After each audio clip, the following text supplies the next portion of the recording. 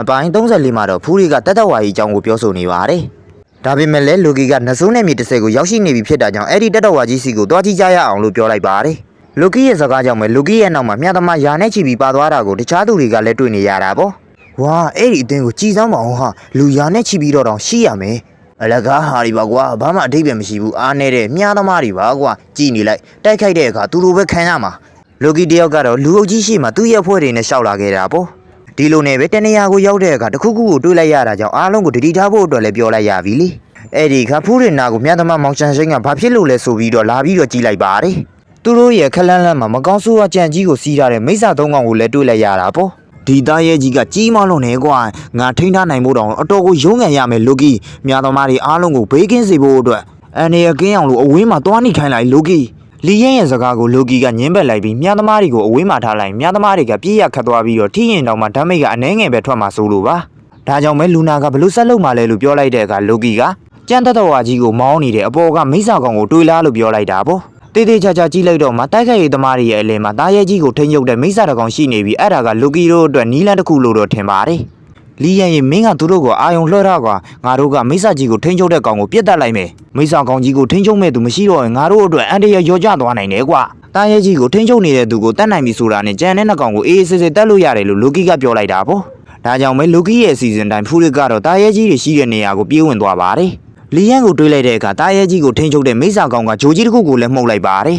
သူမှုတ်လိုက်တဲ့အတန်ကအနားမှာရန်သူရှိနေပြီလို့တားရဲကြီးကိုတတိပေးလိုက်တာနဲ့တူပါတယ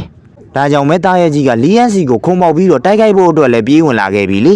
တားရဲကြီးရဲ့ကြီးမားတဲ့ခွန်အားကြောင့်လီယန်တယောက်လည်းဒိုင်းကကြီးနဲ့သူအနောက်ကိုပါလွန့်ထွက်သွားတာပေါ့ဟာဒီတားရဲကြီးရဲ့အစွမ်းကအမခန့်ပဲဟာတော်တော်ကိုအားကြီးရပဲလီယန်ကတိုက်ခိုက်မှုကြောင့်ပဲအနောက်ကိုဒူးထောက်ကျသွားပြီးတော့ဒိုင်းကနေလည်းကာထားခဲ့ရတာပေါ့နောက်တဲ့တကားလီယန်ရဲ့ဒိုင်းကကြီးကိုသူ့ရဲ့ဂျုံနဲ့တားရဲကြီးကအချိန်ပြင်းစွာနဲ့တိုက်ခိုက်နေပါတယ်တားရဲကြီးကလီယန်ကိုမဲနေတဲ့အခါလူကီတို့အတွက်အခွင့်ကောင်းတစ်ခုကိုပေးလိုက်တယ်လို့ဖြစ်သွားပြီးလူကီကလည်းသူ့ရဲ့မြတ်သမားတွေကိုအစင်သင့်ပြင်ခံလိုက်ပြီလေ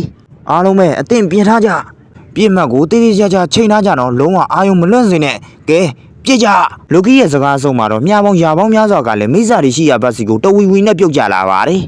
်အရှိကနေတားရဲကြီးကိုထိန်းချုပ်နေတဲ့မိစ္ဆာကြီးကိုပဲချိန်ပြီးတော့ပြစ်လိုက်တာကြောင့်မြားပေါင်းရာပေါင်းများစွာကအဲ့ဒီမိစ္ဆာကြီးကိုထိသွားတဲ့အခါမှာတော့မိစ္ဆာကလည်းအနောက်ကိုလမ်းပြီးတော့ကျသွားပါတယ်ဒီဖြစ်ဖြစ်ကြောင့်ပဲနောက်ကတိုက်ခိုက်ရေးသမား2ယောက်ကလည်းကြောင်သွားခဲ့ကြပြီလေအခုတော့သူတို့အနေနဲ့တက်တော်ဝါကြီးကိုထိန်းချုပ်မောင်းနေတဲ့သူကလည်းမရှိတော့ပါဘူးအဲ့ဒီချိန်မှာပဲတက်တော်ဝါကြီးကိုထိန်းချုပ်မဲ့သူမရှိတော့တာကြောင့်တက်တော်ဝါကြီးကလည်းထိန်းချုပ်မှုမဲသွားပြီးသူ့ရဲ့ခြေထောက်ကြီးကိုလည်းမြေပြင်ပေါ်ကိုဒုံးကနေဆိုပြီးတော့စောင့်ချလိုက်ပါတယ်ပြီးတာနဲ့မျက်လုံးကြီးရဲ့หนีရဲပြီးတော့အရိုင်းကောင်ကြီးကရန်လိုနေတဲ့အပြုတ်မှုဖြစ်ချက်ချင်းကြီးကိုပြောင်းလဲသွားတာပေါ့တက်တော်ဝါကြီးရဲ့အပြုတ်မှုကြောင့်အပေါ်မှာရှိတဲ့တိုက်ခိုက်သမား2ယောက်ကလည်းဘာလို့ကဘာကန်ရမှမသိဘူးဖြစ်ကုန်ကြတာပါအိုးမဟုတ်သေးဘူးတာရဲကြီးကဒေါသထွက်နေပြီလီယန်အဲ့ဒီနေရာကနေမျက်မျက်အနောက်ဆုတ်တော့ဟာလိုကီကလီယန်ကိုစိတ်ပူသွားပြီးအနောက်ဆုတ်ဖို့အတွက်ကိုလည်းပြောနေခဲ့ပါတယ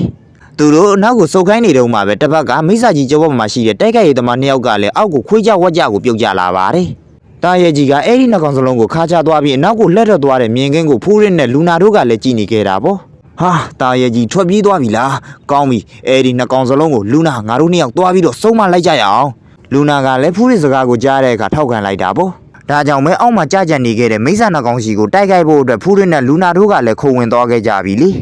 အဲ့ဒီမိစ္ဆာတွေကအရင်လင်များတာကြောင့်သူတို့ကိုမရှောင်ရှားနိုင်အောင်လို့တိုက်ခိုက်ဖို့အတွက်လည်းပြောဆိုနေခဲ့ပါတယ်ဒါပေမဲ့လည်းလူနာရဲ့လင်မြန်လုံးနဲ့အလင်းဓာတ်ကုန်းမှုချက်တွေကိုတော့မှရှောင်ရှားနိုင်တာကိုလည်းတွေးလိုက်ရတာပေါ့အဲ့ဒါကြောင့်မဲအားလုံးအတူတူဝိုင်းပြီးတော့တိုက်ခိုက်ကြဖို့အတွက်ပြောလိုက်ရပါတယ်အားလုံးပဲအတူတူတိုက်ခိုက်လိုက်ကြရအောင်အားလုံးဝိုင်းပြီးတော့တိုက်ခိုက်ကြတဲ့အခါမှာတော့တချို့တစ်ဝက်ကိုရှောင်ရှားနိုင်ခဲ့ပေမဲ့မိစ္ဆာတွေကတချို့တစ်ဝက်ကိုတော့မရှောင်ရှားနိုင်ခဲ့ကြပါဘူးဟာငါတို့သူတို့ကိုတိုက်ခိုက်နိုင်ခဲ့တယ်လေဘာဖြစ်လို့သူတို့ကထွက်ပြေးသွားခဲ့ကြတာလဲဟာခဏနေပါဦးဟိုမှာကြည့်လိုက်အောင်လူကီလူနာရဲ့စကားကြောင့်ပဲအားလုံးလှည့်ကြည့်လိုက်တဲ့အခါမှာတော့မိစ္ဆာကြီးရဲ့နားမှာလူတစ်ယောက်ကိုလည်းတွေ့လိုက်ရပါတယ်တယောက်အဲ့ဒီမှာရက်နေတာပဲဟာအဲ့ဒါငါတို့လှုပ်လိုက်လို့ဒေါသထွက်သွားပြီးတော့ထွက်ပြေးသွားတဲ့တားရဲကြီးမဟုတ်လားအဲ့ဒီလူကိုတိုက်ခိုက်တော့မယ်ထင်တယ်ကွာငါတို့ကဲတင်ရမယ်လီယန်ကလူကီရဲ့စကားကိုကြားပေမဲ့လည်းကဲတင်ဖို့အတွက်ကတော့လုံးဝကိုချိန်နှောင်းနေခဲ့ပါပြီမိစ္ဆာကြီးကမတ်တက်ရက်နေတဲ့သူရဲ့ရှေ့တက်တဲ့ကိုဒေါသကြီးစွာနဲ့ကိုပြေးလာနေခဲ့ပါတယ်